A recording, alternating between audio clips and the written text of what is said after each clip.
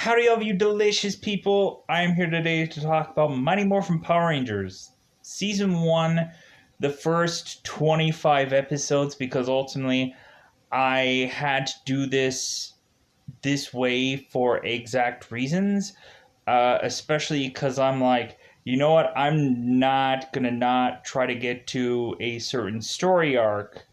Like, if I'm going to watch this, I have to get to this certain story arc and then beyond that. And I'm like, well, like, I have to get to a Halloween episode, and episode 25 is a Halloween episode. So I'm like, okay, well, not only am I going to get to this story arc, but then I'm going to get it to a Halloween episode and then call it a day. So ultimately, yeah, the Halloween episode, it's a little bit rough. I think there are other probably better Halloween episodes. I think I think there are other maybe better Halloween episodes, but anyways, so going into this, if it seems at any point, even in the cryptic talking about a lot of this stuff, could seem like spoiling anything, I do apologize, but realize that this show has been out for decades now. I was a young lad, and I originally watched this when it was in the run of TV, because I'm that old now. And then I went back pedaling, and I had a Amazon Prime subscription at some time, and ultimately I could watch seemingly every single bit of Power Rangers on Amazon. And so basically I pretty much watched from the pilot of Mighty Morphin all the way to once they were to get the Zeo season on, and then I stopped, and then I just kind of went around and then just started watching like the probably what was at the time maybe the more current product or the much more prominent series that ultimately would be worth watching, like Power Rangers SPD or Power Rangers Dino Thunder. I don't think that was the most current seasons at that time. I think maybe we were still going into maybe some goofy series that like weren't exactly of high regard for the latest season at that time. But yeah, so this is a couple years ago. So I think my very first time watching this show, I thought that, like, man, these episodes are really fun. If anything, like, a lot of the monsters are goofy, and that's what I loved about it. Recently, the second time around, I really started to realize, once watching this back on Amazon, I really started to realize, man, how many times did they just recycle footage like it's nobody's business? Like, man, do they just recycle to the heavens with this show? Like, man, like, once they really got the pilot out, basically, once they got all this footage that they could use, like, man, it was just copy and paste after that. And how every single episode must have been way much more easier to shoot once they got all these extra additional scenes for the first time done. They could just copy and paste all the live long right after that. So going into this is like the second time around, I was like, wow, there's a lot of reusage of footage. I think this time around I went back into the whole aspect of just like, okay, I got to the second time around where I saw the reusage of footage. This time around, I'm just going to come in here with a goal in mind of getting to a certain portion of this Power Rangers Mighty Morphin series. But then on top of that, I'm just going to come in here and just enjoy the shows for what they are, and by and large, maybe find some interesting and or funny episodes. I ultimately probably do have a one favorite episode that doesn't have a story arcing like thing, because ultimately, hands down, with me realizing that I'm getting to episode 25. If you guys don't know what shortly there happens before episode 25, you would just be like, well, you're gonna obviously mention this point, right? You're gonna, like, this is like the best this is like the best of the Mighty Morphin Power Rangers, like, hands down. Like, this thing is the greatest. So we are going to get to, of course, there being a really interesting addition within the season, because ultimately, within the first 20 some odd episodes, it is mostly focused upon, well, not even 20 episodes, the first 17 episodes are realistically all focused upon 5 characters. But then eventually, after that, there is an addition that I will talk about.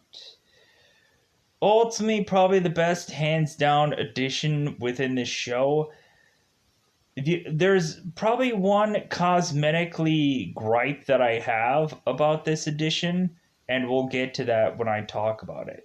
So, ultimately, my favorite episode for within these 25 episodes probably has to be the Eye Guy episode, and we'll get to that when I talk about it in spoiler territory. So if people know what I'm talking about, the Eye Guy episode, then yeah, you might agree, you might disagree, but ultimately for me, some people might like weird episodes, and that's perfectly okay.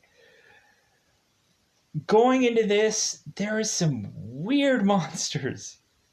Man, like, looking at several other seasons and having the monsters much more justifiable in looks, now watching this back, I'm like, man, like, this was the thing that every single show had to copy and paste upon. And when looking at it, I'm like, man, these episodes were so goofy. Here's some funny things that I did realize. One, we have uh, a eventually within this episode, we have a time of just bizarrely adding certain characters which didn't quite make sense to me. But here's one thing: I never remembered the names of the two goofy looking comic-ish relief like characters that always would clearly represent to me like a C3PO and R2D2 kind of like characters. Squad and Babu. I never remembered what their names were. Like, to me, I never cared about these characters whatsoever. And to finally take the time now and realize what their names were, because I don't think I ever knew what their names were. I don't think I ever cared enough, and I think ultimately, when looking at it, their names are weird anyways. So yeah, Squat and Bamboo, if those were your favorite characters in the Mighty Morphin Power Ranger series, and I didn't care a lick about them, because yeah, like, the only person that mattered to me was Rita, and then maybe Goldar, because Goldar tend to have some pretty good stories with some of the characters. I want I want to make a poll. I want to see if ultimately people got annoyed with Rita or not. If you were to spam through this series and try to watch as many episodes as humanly possible, I'm wondering if eventually people would get annoyed with Rita Repulsa just because of how many numerous times, every single episode has the exact same skits with her, where it's like every single episode she has to mention, I have a headache, and this and that. And so recently I'm wondering if at some points have, either through the original run or any kind of run of remembrance, did people get annoyed with Rita? Like, were they hoping that, were a lot of people going, thank God Lord Zedd is here, because then we don't have to have too much of Rita on the villain side of things? Yeah, let me know in the comments below how you felt about Rita. I think for me, I like Rita, but when looking at her, I'm like, man, did she, it seemed like she had repetitive things going on, repetitive lines and stuff like that. And so I kind of got a little bit annoyed with her, but when looking at it, I'm like, justifiably, she's probably hands down, probably the best villain. You could probably say Lord Zedd. Yeah, I think he's the best visual villain. Because when looking at it, Lord Zedd could not say a word, and you would just be enthralled about him. You're like, oh my god, I can't wait for him to just beat the Power Rangers this week. How can he just beat the Power Rangers? That would be great. So yeah,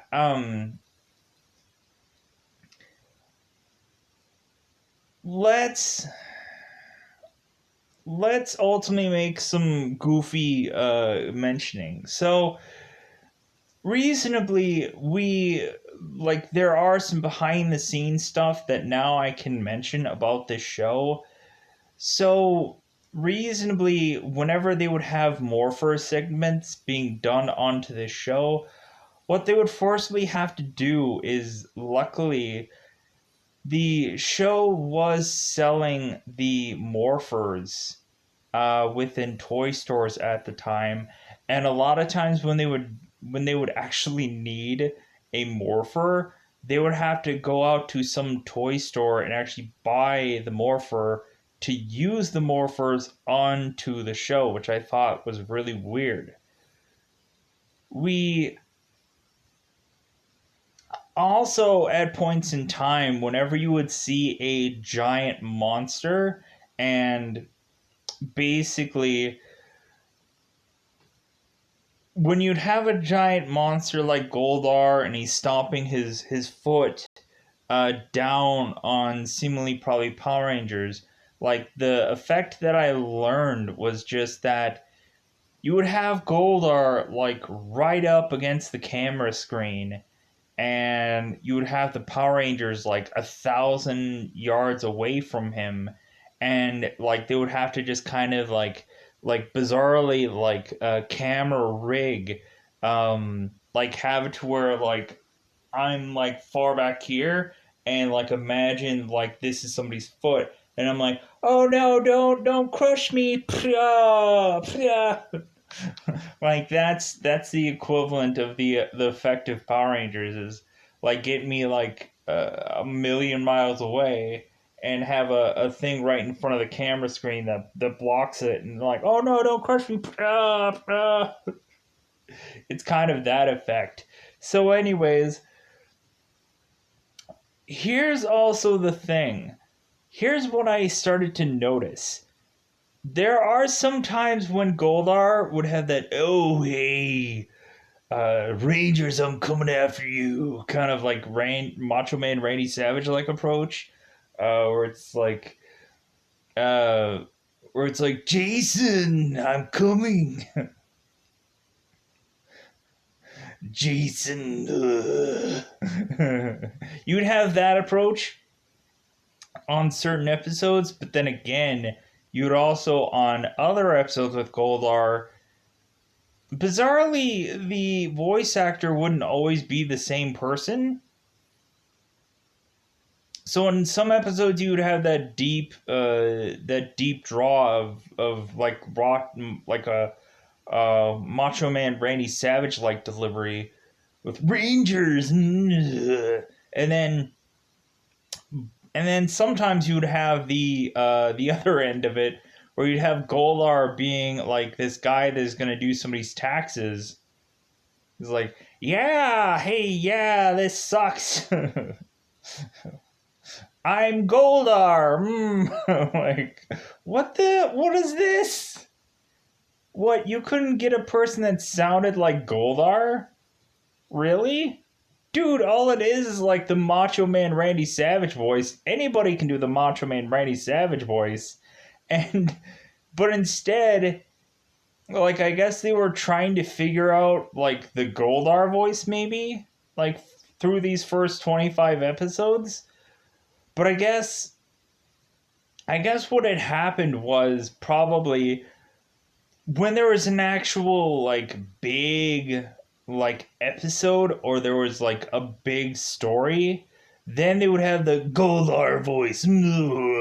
But whenever there was kind of like these smaller pieces, parts, whatever, they would have this guy come in here and he would sound like this, and he would sound very different. And I can maybe understand maybe the fact that, like, that voice may be difficult to do. But again, like, if you can't get a guy to do like a Macho Man Randy Savage's like voice, like, basically if you take Macho Man Randy Savage and you take Goldar and you kind of like side by side listen to them, it's basically the same thing. Like, it's basically side by side the same thing. So basically all you need to do is get somebody that can do a Macho Man Randy Savage voice and Goldar, and you shouldn't have to cast very hard. So, going into this, I thought that was hilarious that they couldn't get the Goldar voice right.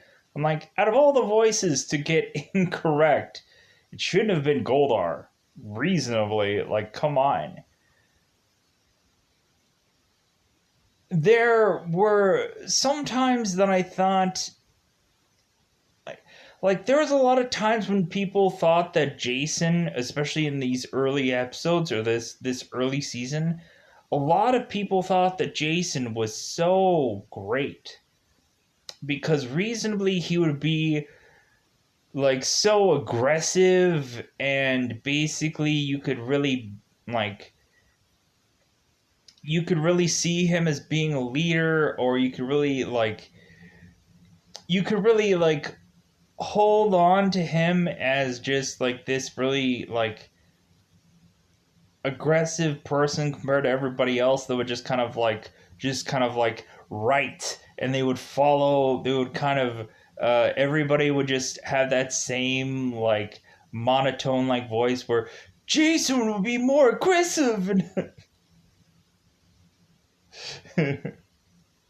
call for the swords. Like, he was always like so aggressive. And it also, like, after watching numerous episodes, like, Jason to me just comes off of as this guy that just loves yelling.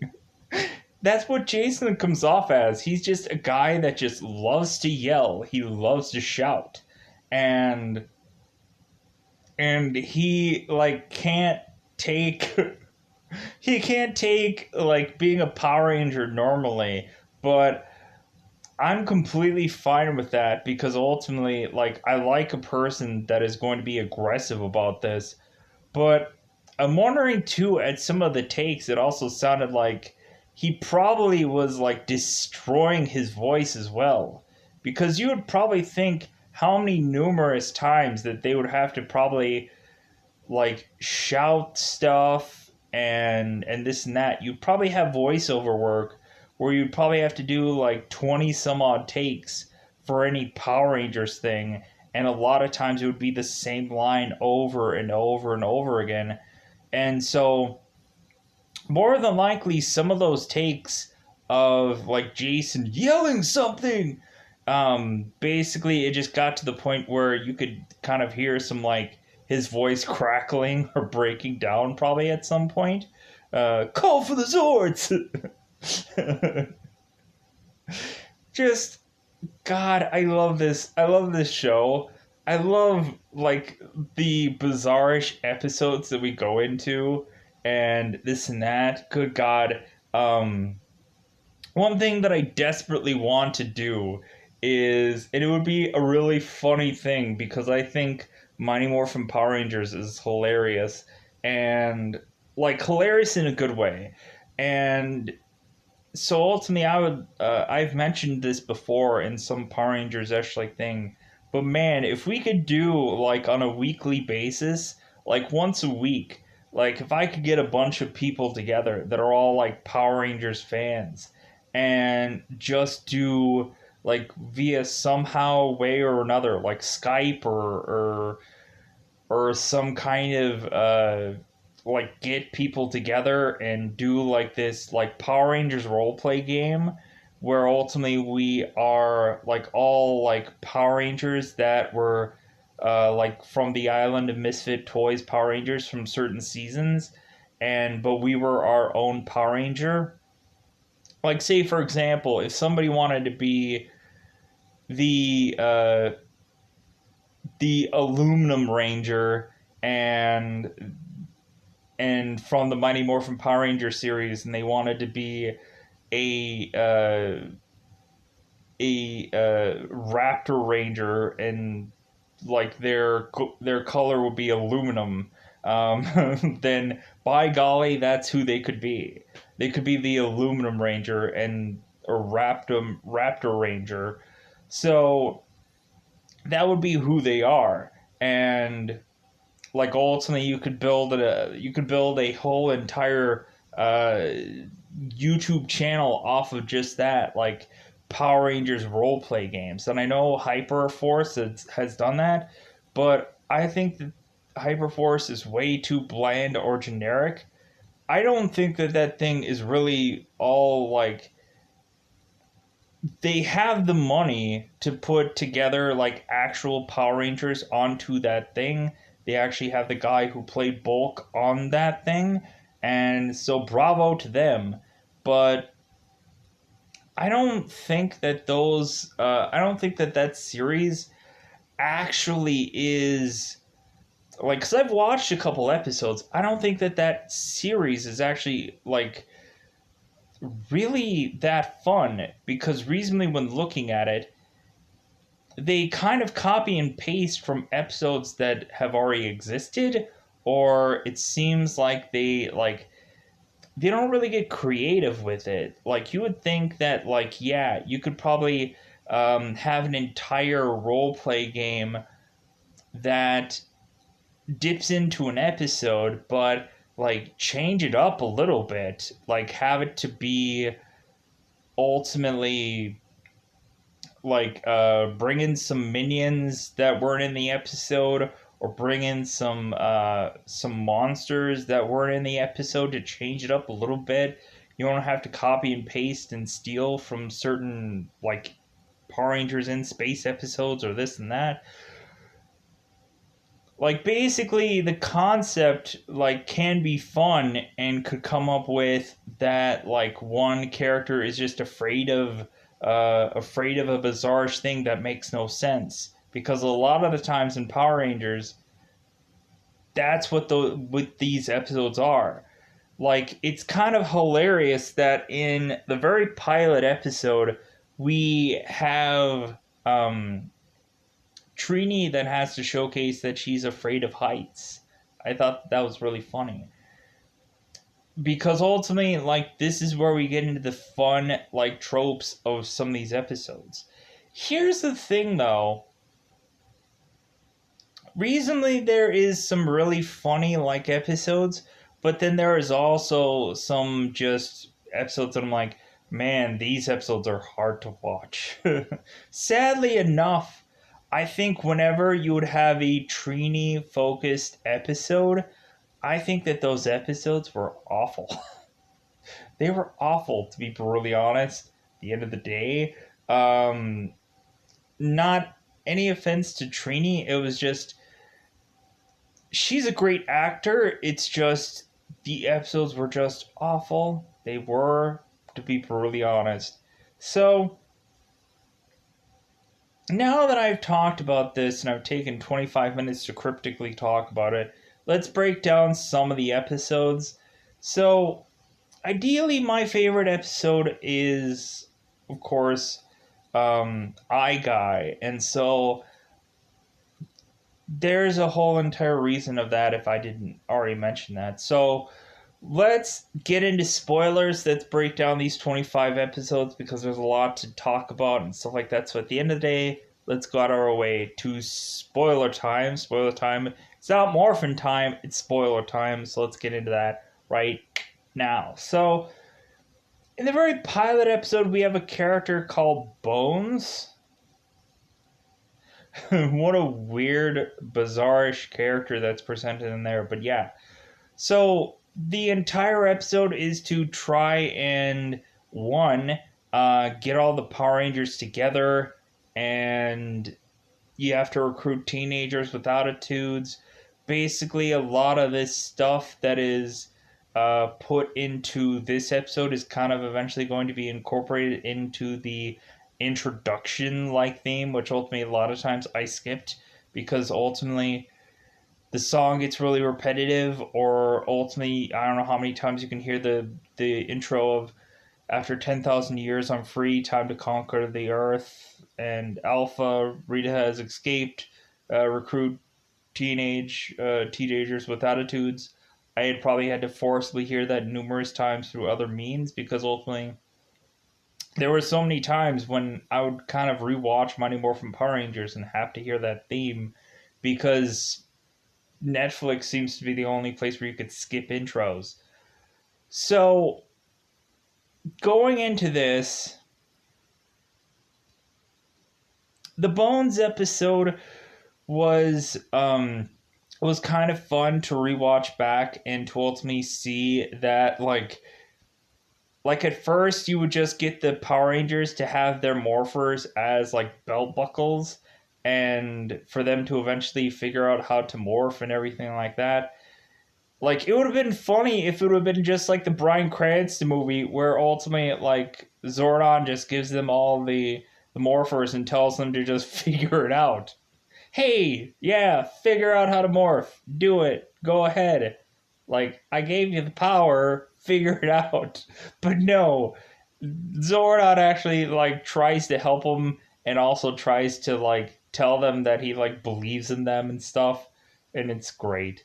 So, moving on. So, like, because in this first episode, we basically get Bones that seems to be destroyed pretty easily. Because really, Trini drops Bones and basically, like, she's the one that has to be the hero in all of this because ultimately she's the one that has to kind of conquer her fears because ultimately Billy goes way too high up, and so ultimately Trini has to go and rescue him because ultimately a lot of the times they were fighting putties through random Esh-like means. Let's get this one episode out of the way, which I thought was so stupid. The episode where Kimberly has to try to fly a plane, I thought that episode was the dumbest episode. I thought that episode felt like that episode reeked to me like filler, and that episode feels to me, and I know this isn't in order, but that episode to me was the most phoned in episode to try to have the least amount of characters in one episode, and so that way they could have a whole entire story with one character, because I felt that I feel like they need to try at some points to really have the females get their own kind of stories in certain episodes, which is great, but I hated the airplane episode where Kimberly has to have her flight instructor bizarrely get dizzy and pass out miraculously at this one point in time where he's supposed to fly a plane, and then Kimberly has to figure out how to fly the plane, and so she is communicating with Zordon and Alpha with her communicator, and Bulk and Skull are in the plane as well. And I thought that it was hilarious how like Zordon and Alpha were telling her, it's like, hey, like, just morph out of the plane and you'll be okay. And Kimberly's like, no, I have other people with me. And so they're like, oh yeah, I guess that's right. So, well, how about you morph out anyways? Because you'll still be alive. But anyways, let's move on. Ultimately, there's a lot of times where bizarrely, I think overall the theme of this has to be that you have to bizarrely get some knight-ish like figure, or some like, it looks like a lot of these characters, a lot of these monsters could honestly just be a villain, or not a villain, could be a mascot for some school somewhere.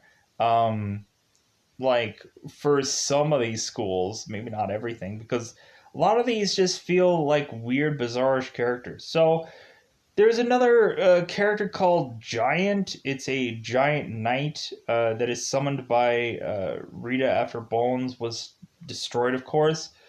This monster was destroyed by simply just the Tyrannosaurus Rex Zord. Really, I don't remember much about that episode. I don't remember much about the second episode. They're like reasonably, yeah. The giant doesn't really like. I don't remember much about that. I don't remember much about that one. There's probably much more goofier Ash-like episodes. Mighty Minotaur. So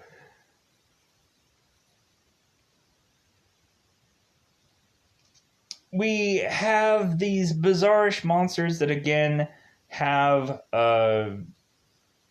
weirdly have to forcibly in these earlier episodes be destroyed by these weird bizarrish means.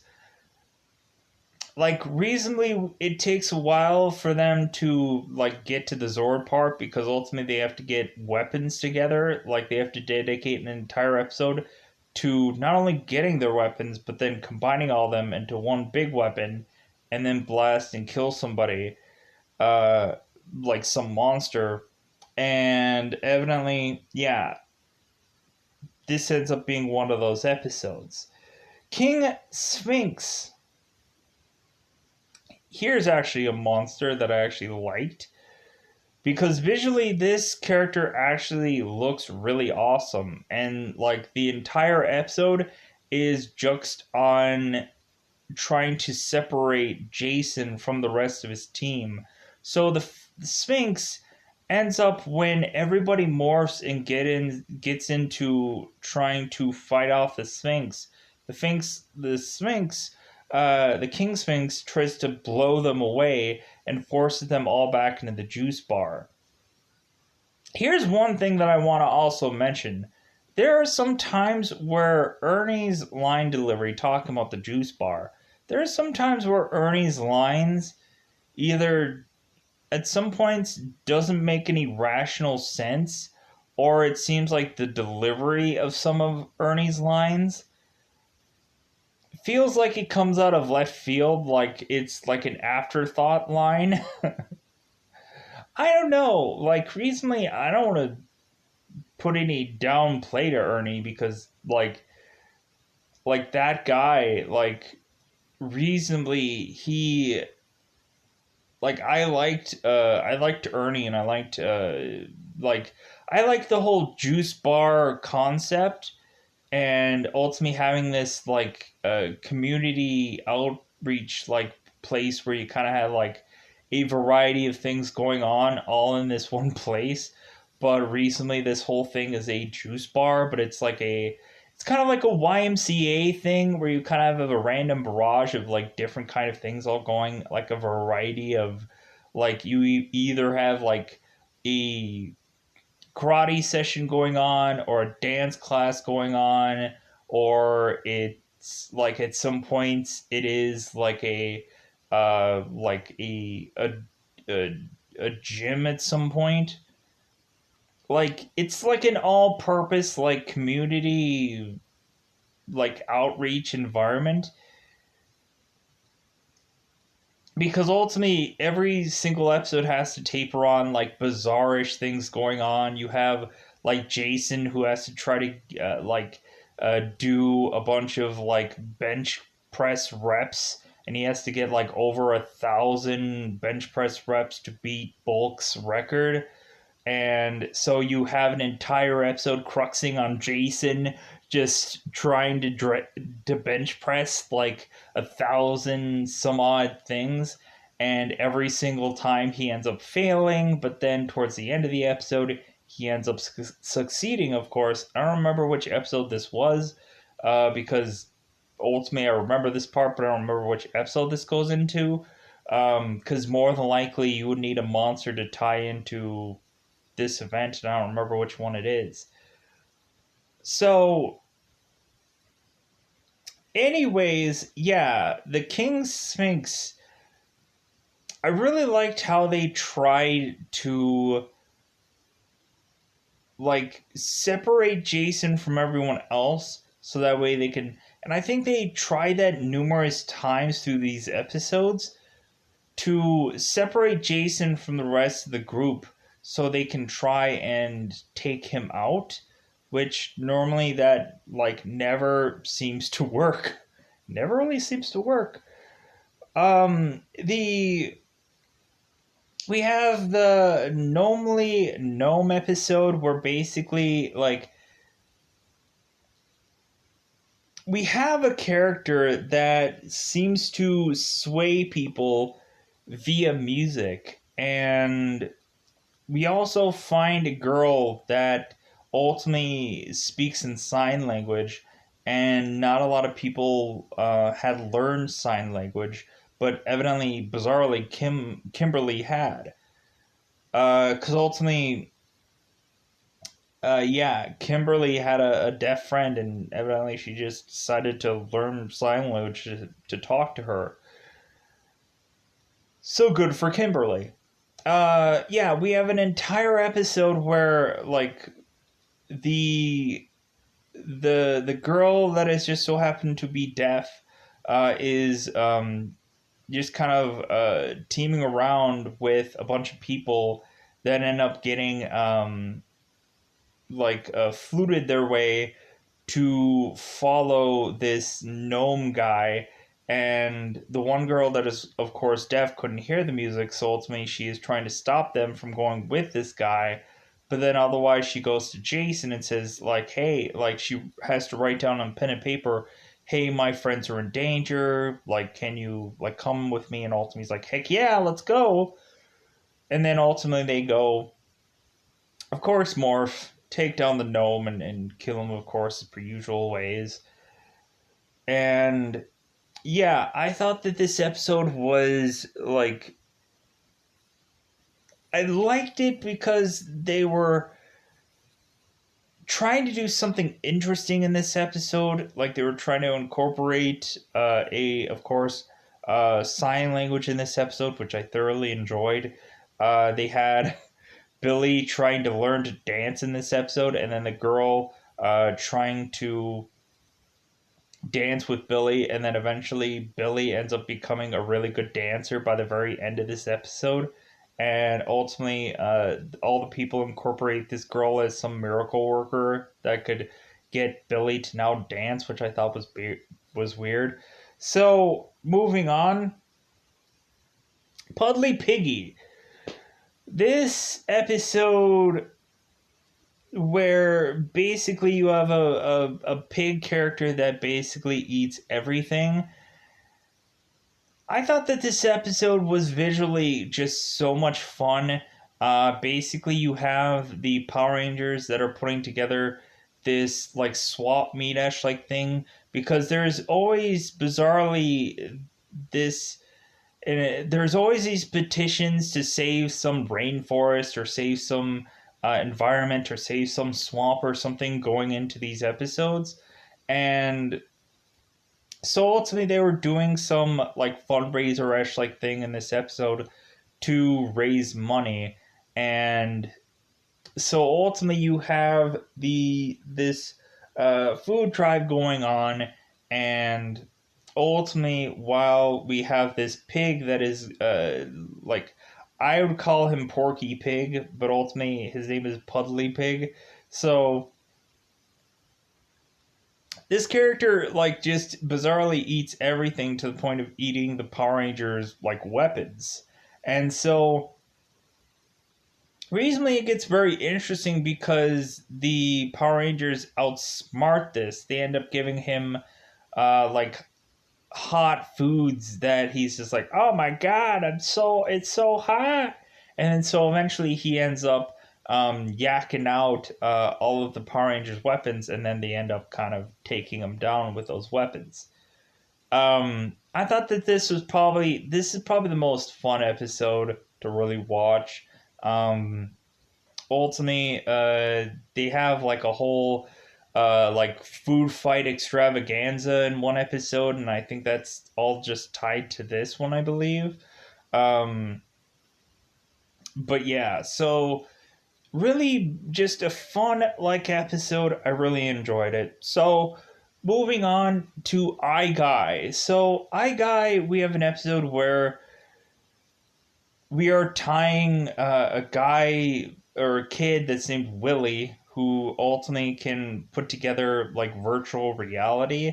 Told me he is putting together some like before we have Oculus Rifts and stuff like that, we have these glasses that this guy's putting together where you can be on this roller coaster, and evidently you could really just go, oh wow, hey whoa, hey whoa.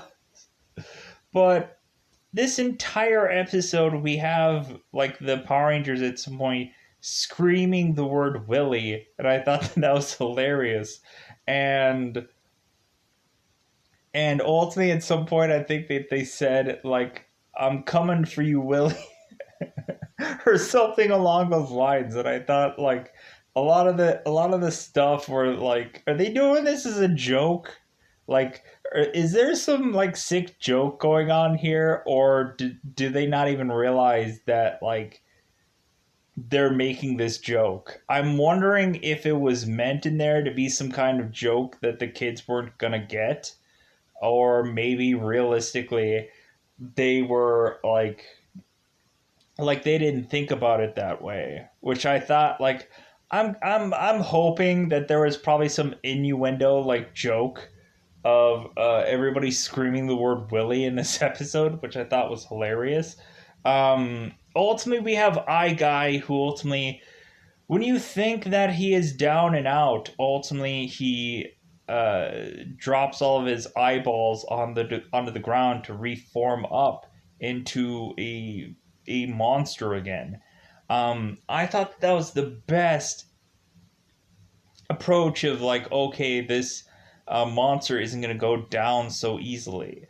But I just overall liked the visual of this character. Probably the best looking monster, bar none, through any episode of any Power Rangers thing. I think I Guy, like far and away, is probably the best looking Power Rangers monster of an episode. And so ultimately we have it to where it's basically a VR episode where ultimately somebody's trying to put these Oculus Rift like things into a science fair, and ultimately the Willie ends up going missing, and then ultimately they have to find said Willie and then have Willie win the science fair, because of course he would. And like that's kind of really just I Guy for you, because reasonably the still repetitive notion is basically that you would really just have of course whoever the character is that's supposed to be the kid that has to win all has to be that person. Terror Toad. Basically, we consistently have bizarrely this theme going on where you have a lot of monsters that are just there to eat things. Because I guess that has to be forcibly the theme. And I guess they're just kind of recycling already from other episodes. So Terror Toad ends up being like an interesting character that every time he would just suck something in, like he would end up eating one of the Power Rangers. I'm like, man, this visual is awesome. So you would have Terror Toad that would just be like sucking in every single one of these Power Rangers, and then eventually like you would just see the face design of this Power Ranger on this person's stomach. And so ultimately you would have it to where within this episode we would have it to where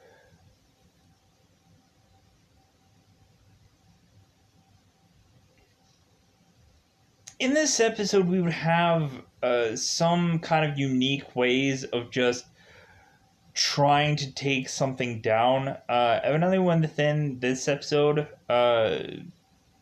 Kimberly had to go and take this monster down. But yeah, so within this episode, the only thing that comes to mind to me within the Terra Toad episode is just them, like, a lot of the Power Rangers ended up getting sucked whole. Poor Jason is just like, oh my god, he's taking everybody. Like, he's taking all my friends. But then Kimberly ends up in the end, like, shooting him with an arrow to take him down. And I think that happens again within another... that happens again, like, later on, where Kimberly ends up kind of just bowing down some monster. Madam Woe. A bizarrish, like, villain. Ultimately, she is, like, a bizarrish wizard-ish, like, character. Reasonably don't remember much about this episode.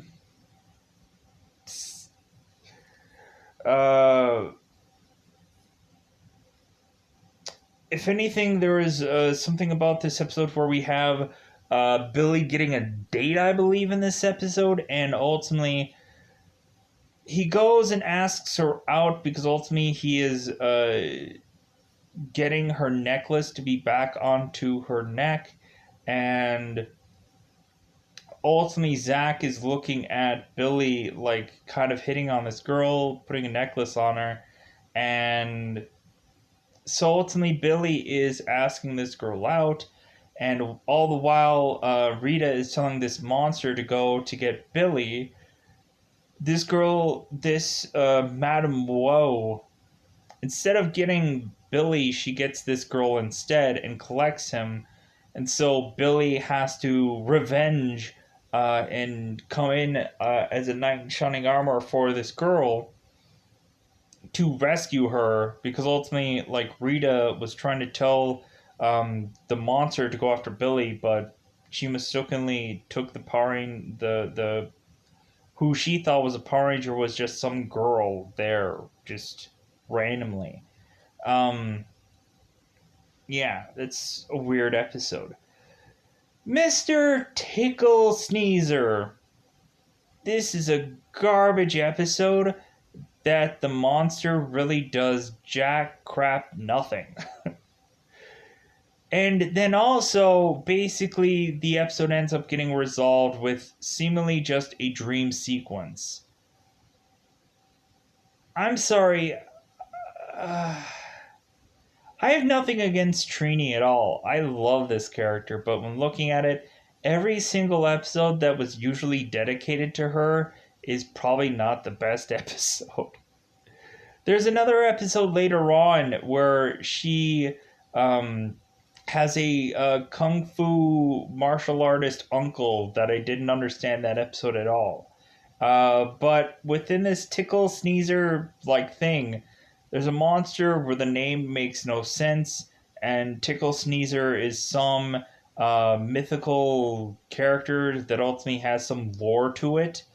Ultimately, bizarrely, within this show, we have these bizarre episodes of like a show and tell thing going on, and so ultimately we have Trini bringing in, which we don't know if every single minute of this show is all just within. I guess we'd have to assume that Trini, every single bit of this episode is all just a dream sequence, which I thought was dumb.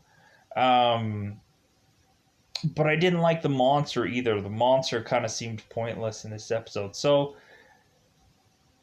Trini brings in this Tickle Sneezer, talks about the lore of it, and then Rita takes it and creates a monster out of it. And so this Tickle Sneezer character just bottles up a bunch of random stuff that makes no sense, like a motorcycle, and then eventually he encapsulates, I think, Kimberly and Billy, because Kimberly and Billy spend a lot of time through a lot of episodes together, and they end up getting like sucked through some bottle. No, wait, it had to have been Trini and Billy. Um, because Kimberly ends up rescuing Kimberly and Billy's bottle via some train, because the train is almost going to crush them, but ultimately Kimberly goes and saves the day. Basically, it just, like, this episode was so goofy. A lot about it just was so dumb, and reasonably, Tickle Sneezer really doesn't do much of anything. He ends up kind of just reservingly uh, realizing that he evidently is hurting people by the stuff that he does, so he ends up kind of giving everything up. And, like, really, this episode is just awful. It is. Brutally is. Um, whoa. Snizzard. Snizzard, ultimately voiced by Bryan Cranston. Maybe he might be familiar. So we have it in this to be like a snake lizard like monster, cobra headed hands. This monster is pretty much like taken out in the exact same way that the Terratoad was. Um, Basically, this thing is uh, reasonably just a character that kind of looks fairly interesting, but then again, it just kind of easily is taken out. Moving on. Um, we have a chunky chicken. Um,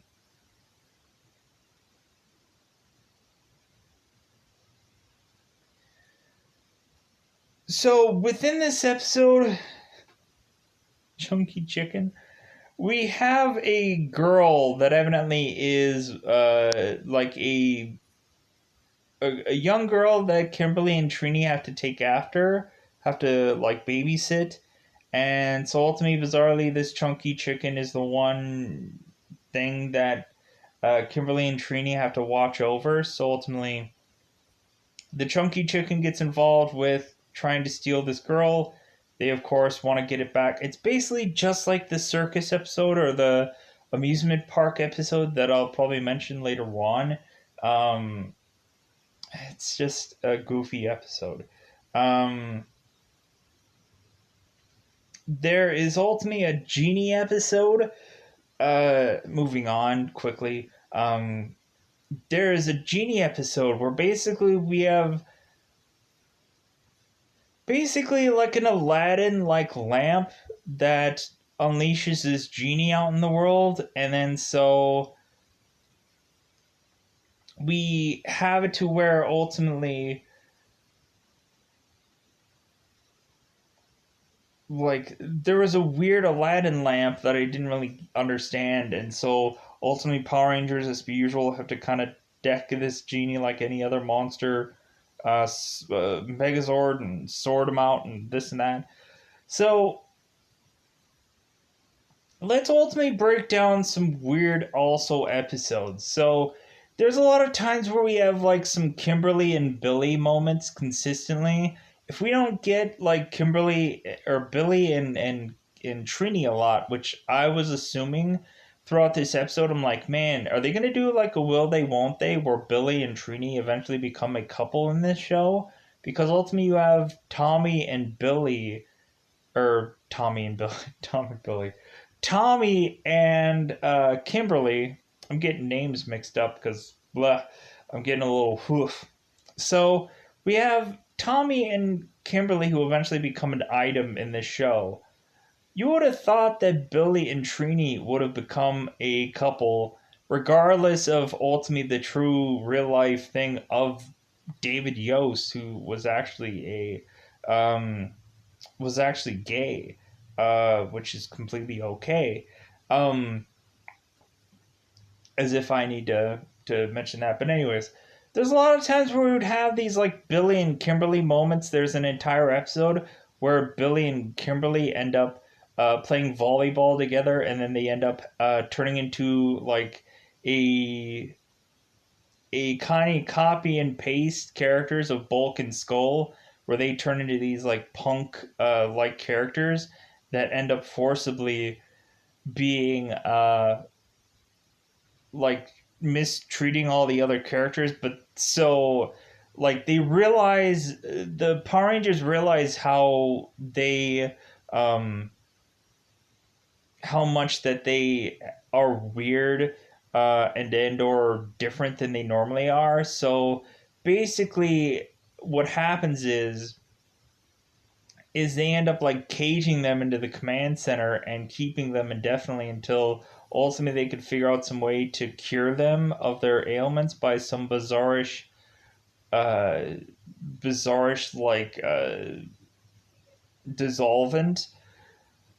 Recently it's kind of funny how we get to the aspects of, there's consistent times where they have video footage of what ultimately had happened to the Power Rangers to get them where they are. I'm like, okay, why is it that they have this footage, but it always comes down too late? Or like there was one episode where ultimately I think Kimberly and Trini were like in trouble, and like the buzzing or whatever that went on to the command center didn't go off until right after Zach was done with his dancing, to try to teach Alpha how to dance in one episode. Like perfectly timed, like Zach finished with his dancing, then bah, bah, the alarms went off in the command center. Like I thought that was a little too perfectly timed. It doesn't make sense to me. But anyways, so moving on, yeah, kind of some weird Ash like episodes. There's another episode where Billy and Kimberly do like a Freaky Friday episode where ultimately they switch bodies for an entire episode, and so do Bulk and Skull. So both of them have to sound like different people, and I think they actually pull it off really well. Because I think Billy has a certain personality and Kimberly has a certain personality, so I think both of them pull this off really well. Bulk and Skull, when they do their body switch, they pull this thing off really well as well. Um, I think that was overall a really funny episode. Nasty Night. So reasonably, we have a episode where Zach is having a birthday party and he doesn't know about it. Funny enough, this episode to me kind of rings like a 16 Candles kind of situation where sadly for Zach, nobody knows that his birthday even exists. Kimberly is mentioning that she is throwing a birthday party for her poodle, and I'm like, this makes no legitimate sense. And so reasonably, Zach is kind of just down that ultimately no one gives a crap about his birthday. But hey, Rita remembers it's his birthday, so he shouldn't have been too bad about it. And basically, also, Rita tailor made a monster just for Zach. So again, he should not feel that bad about it. So Zach ends up going on his own to fight this nasty knight like character, and then ultimately kind of busts the monster in any usual way, to eventually all the rest of the Power Rangers come to his aid, and ultimately they get together and take it out. So, but ultimately we have kind of Zach figuring out the master plan of taking this monster down, and so he decides to take it upon himself to take this thing down. Pine Octopus episode, weird and or bizarre. This monster was the weirdest monster out of everybody. Basically, this episode is like, hey, let's throw a random monster out there that we don't know if it's an octopus or pineapple. It's something. Reasonably, let's get into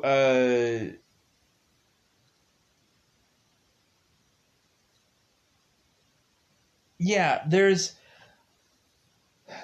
one episode, I think the Pine Octopus probably is tied to the amusement park episode, where ultimately, yeah, I kind of mentioned that. So Trini's I think little sister is going on with them with the amusement park, and so like this is a very much clown-ish like amusement park where you have a bunch of the ponies um disguised as these clowns, and so eventually they end up being um, being under disguise as clowns until eventually you realize that okay, there's something more to these clowns, and so eventually the cool part about this episode is we have like an amusement park fight out with putties and stuff like that, and I thought that was really fun. I thought that the making Trini's sister in a cardboard cutout thing was super goofy. But then again, with anything with Trini, sadly enough, you would always have a goofy story going on with that. So I guess me just kind of quickly talking about that. Um, let's talk about, because ultimately I've talked about this for an hour now. Let's go into the Green with Envy storyline, or the Green with Evil storyline. The best part about this entire show, and then we'll kind of tailor back onto some of these other ones, because I don't think I'm going to talk about the stealthy dark warrior thing. I thought that who cares about that? Green with Evil. So we have an introduction of like Scorpiona in this like arc. Basically, a person that ends up being used for like the rest, a bulk of the show, bizarrely, and it didn't really quite make sense for me why they had to add in another character when there's so much going on. Like hiring another minion Ash like character, which didn't make sense to me because I'm like, dude, you already have Goldar. Why do you need anybody else? So plus you had Squad and you had uh Babu. What are they gonna do? Why do you have to have yet another person? But anyways, so we have it to where Tommy comes in as a person that is just a person in a karate like contest that ends up beating Jason. And so I guess since he beats Jason, he's he's the guy that is gonna soonly but surely be a new kid that's in town. So ultimately, immediately, Kimberly is looking at Tommy and she's like, he's looking pretty good. And so basically we have it to where Tommy eventually just easily and quickly just becomes the new kid in school. It seems like when Bulk and Skull are bullying Kimberly, like Tommy goes to her aid. Ultimately, it seems like Kimberly's going to ask him out. But then eventually, while Tommy is just going through his normal walkabout, he eventually is abruptly stopped within being attacked by putties. Basically, Tommy takes every single one of these putties out easily without having any kind of actual powers. So ultimately, Rita's just like, you know what, this guy, like, there's something about this guy. Like, maybe I should make him my own ranger. And so, reasonably, it ends up that, like, Tommy becomes, like, forcibly fused to be a Power Ranger with his own power coin to where he can break into the command center because he has a power coin. And so ultimately he ends up like destroying, and I mean destroying, the command center to where Zordon is just like barely hanging on. Alpha is just having a virus in his mechanics to where like he is barely functioning. Billy has to come in with. Here's the bizarre thing that they kept putting in this entire time. So Harry Potter would give you this like bizarre flying car that ultimately in one movie would help them get to school. In Mighty Morphin Power Rangers, we would bizarrely have this like bug, Volkswagen bug, weird smallish like car that the Power Rangers would drive to get them to the command center, which I thought was weird and or bizarre to me. I didn't understand that at all. This flying Ash-like car, this made no sense. And so repetitiously they would use said car when ultimately like the command center wouldn't work properly. And so because recently Tommy is just decking the command center, tearing it apart and killing everything. And then eventually, once the Power Rangers do get Zords and do get to be able to use their powers and stuff like that, basically we have Tommy just running the gauntlet. Just he ends up kind of being the only one character that jumps into the Power Rangers Megazord and like basically beating the crap out of everybody in the Megazord. Like literally in the Megazord, he's like punching Trini and kicking everybody out of their own Zord. And I thought that was hilarious. We have it to where Tommy keeps like breaking into the command center, and he's like, you know what? I'm just gonna like, hey, you guys are making some progress on this command center thing. I'm gonna go and tear it up once more. I'm gonna try to turn off Alpha, but Alpha kicks back on, and then ultimately puts a force field on Tommy, to where ultimately he just has to be called away by Rita. So we also have a point where Jason ends up being teleported into this like unique little room where ultimately he has to fight Goldar, and ultimately Goldar is consistently like taunting Jason that he has his morpher. And he's like, oh, wouldn't it be great if you had your morpher? And then ultimately he like slowly like drops Jason's morpher and is like teasing him with it. That it's like, oh, if you could get your morpher right now. So Jason tries to get his morpher, and because ultimately he knows if he can get his morpher, he could get out of there. And so reasonably, eventually it gets to the aspect to where Goldar is trying to fight him at first, but then the Green Ranger wants to fight Jason because reasonably, like, the whole thing is that like the Green Ranger needs to take down every single one of the Power Rangers. So the more and more this ends up going on, there's additional characters like Scorpiona that gets incorporated. It gets basically to the point to where instead of like the Green Ranger having his own Zord, no, like bizarrely the Green Ranger just turns into a giant Green Ranger and is fighting the Megazord as just regular old Tommy. But then bizarrely we have later on a actual introduction of the Megazord or the Dragon Zord, and with also the Dragon Dagger. Like I think that they couldn't figure out what to do with the Green Ranger and how to individualize him, and then so ultimately they gave him the Dragon Dagger, and they're like, oh yeah, instead of having him like have this weird bizarrish sword, how about we just give him this Dragon Dagger and he calls upon this Dragon Zord, and that will make him seem really cool.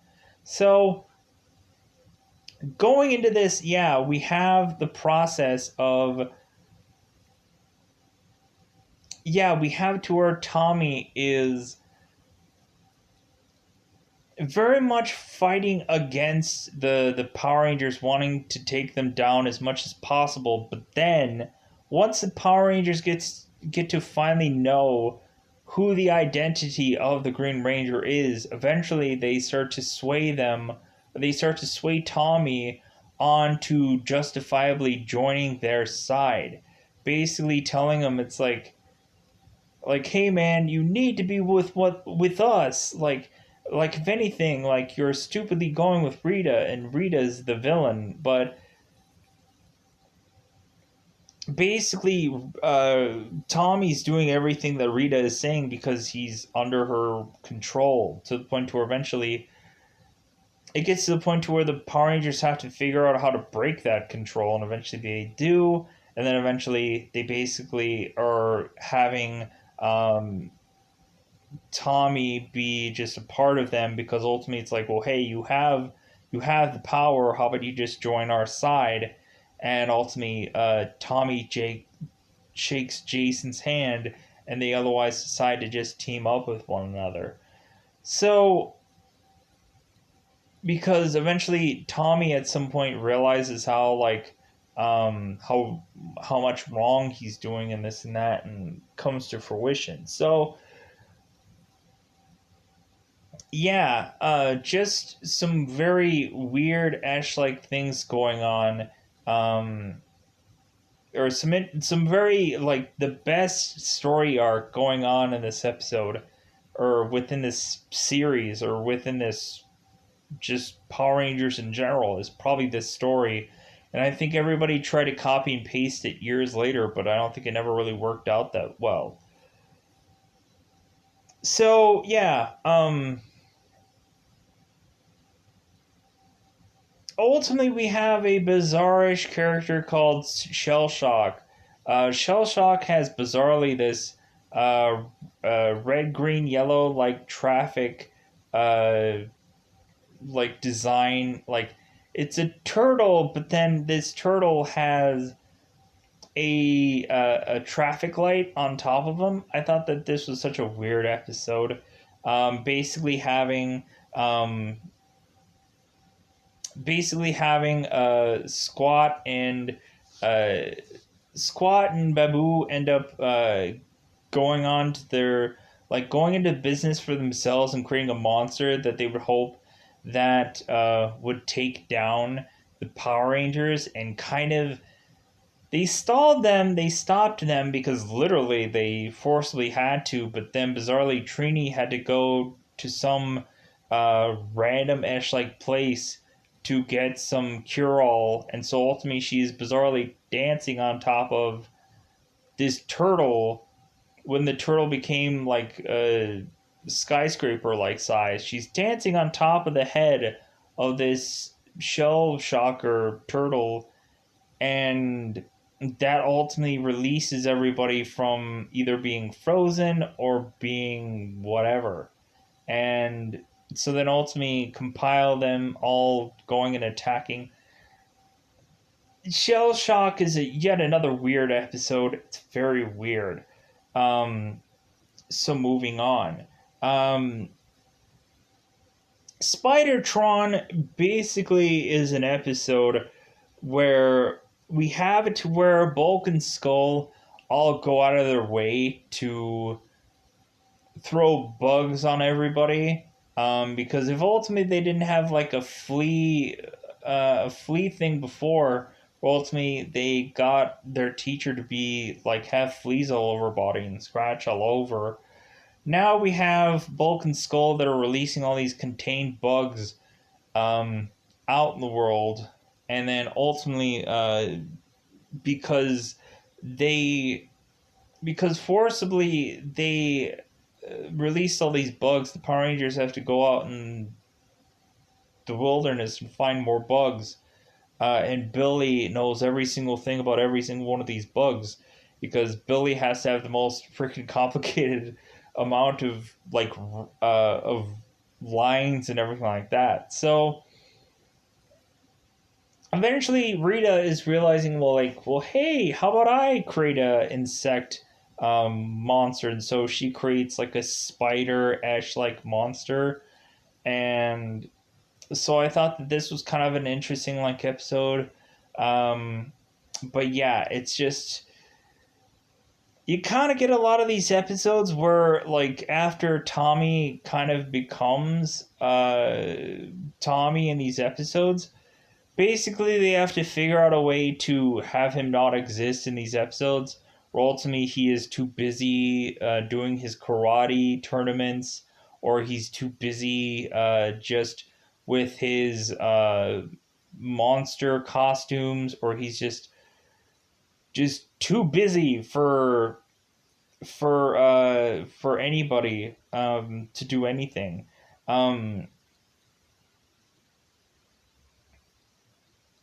Spitflower, basically this one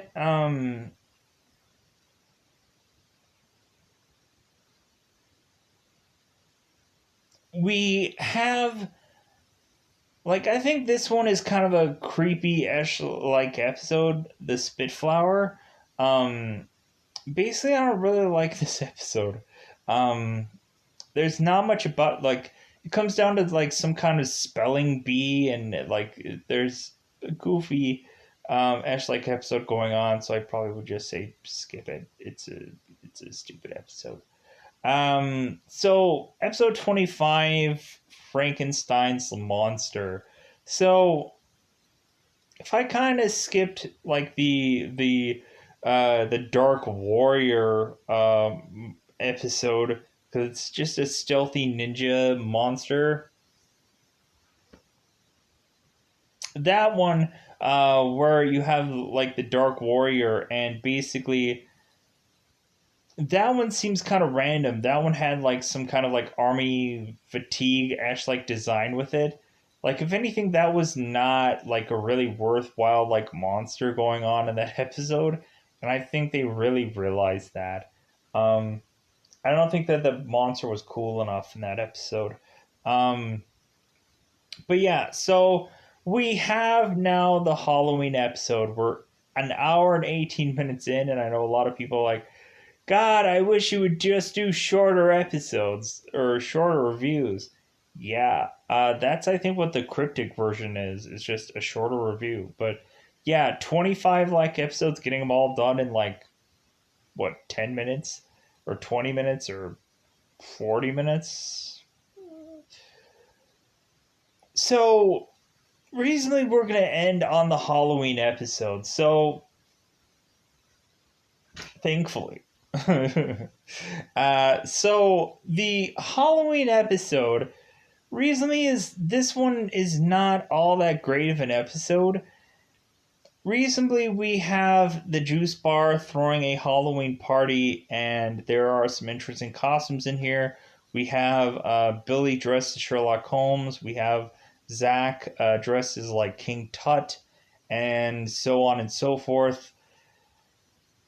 Ultimately, Tommy again is not arriving upon being here because ultimately he is supposedly getting his costume ready for the entire episode.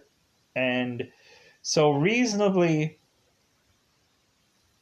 a lot of people are assessing that there is a Frankenstein monster that had appeared on within this juice bar, and ultimately they're assessing that this Frankenstein monster is Tommy, and but ultimately he hasn't even arrived at the party yet.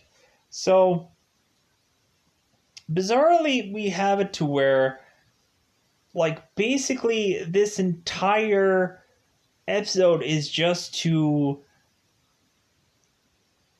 basically just to have some kind of rib at the very end of this episode, where basically we find out that, like, Tommy the entire time had been putting together this exact same costume that looks exactly like the villain that was in this episode.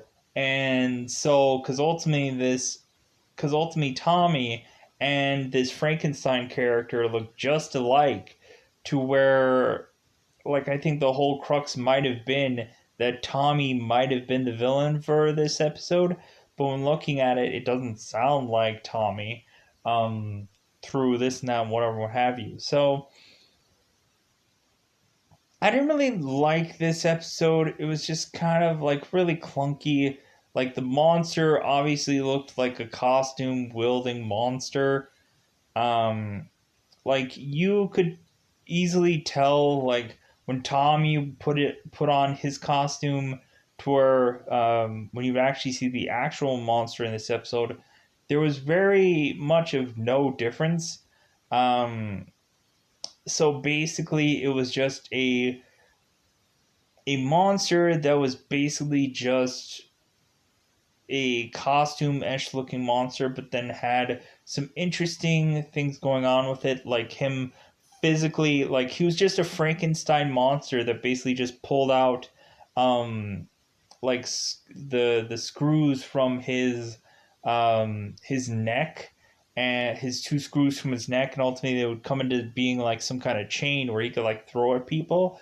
And so yeah, like, funny enough, like, Zach has through a couple of episodes desperately been wanting to get with some girl in this show, and I think at some point he eventually does get with this girl, but recently every single time he tries to hit on her, like, nothing goes out, like, nothing comes up, nothing goes well.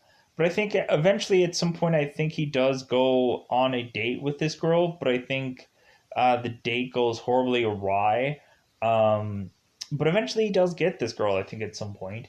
But anyways, so basically, like, a lot of this stuff I'm probably just kind of leaving out the actual, like, fighting points of what actually happens, because reasonably, uh it's kind of copy and paste through a lot of times. It's basically every single time it's like Megazord, Sword, and Slice. Basically every single episode it's always the same thing. They always, like, a lot of the episodes, like, okay, the putties come first, and then eventually the monster is surely to come later, and then ultimately they sometimes try to kill the monster with their own weapons, but that doesn't exactly work. Rita has to make her monster grow, and then it does, and then eventually they end up having to take it a further step to call the Zords, and then ultimately the Zords are called, and then eventually they have to try to kill this thing yet again. Um, but yeah, at the end of it all, I Guy is probably still my individual episode, but I think as Power Rangers as a whole, the Tommy Green Ranger story is probably the best story overall. Like, this story arc is probably the best thing of Power Rangers whatsoever. Because basically Tommy is doing a lot more unique things that no other villain does, to the point of, like, being so up close and personal with the Rangers. not only that, seeming like a friend to them, even though in the end, like Kimberly is consistently like going to Tommy, and she's like trying to be all nice with him, and he is like throwing everything back in her face. And Kimberly is like, God, why is he being so rude to me? Like at first, like he was protecting me and this and that, but then eventually when Tommy turns evil, basically like a lot of the comebacks that Tommy had when he was evil towards everybody were honestly really lame, to be brutally honest. Like recently, when Kimberly was finally giving Tommy the time of day, and then he was turning evil, basically, like when Kimberly was saying about like, hey, like, do you know where Jason is, Tommy? And Tommy's like, well, hey, like the world doesn't revolve around you, Kimberly. And it's like, and so like like Tommy was mentioning to Kimberly about her needs and how she like if she needs to find one of her friends or something like that, then like why ask him and this like the world isn't your own universe, Kimberly.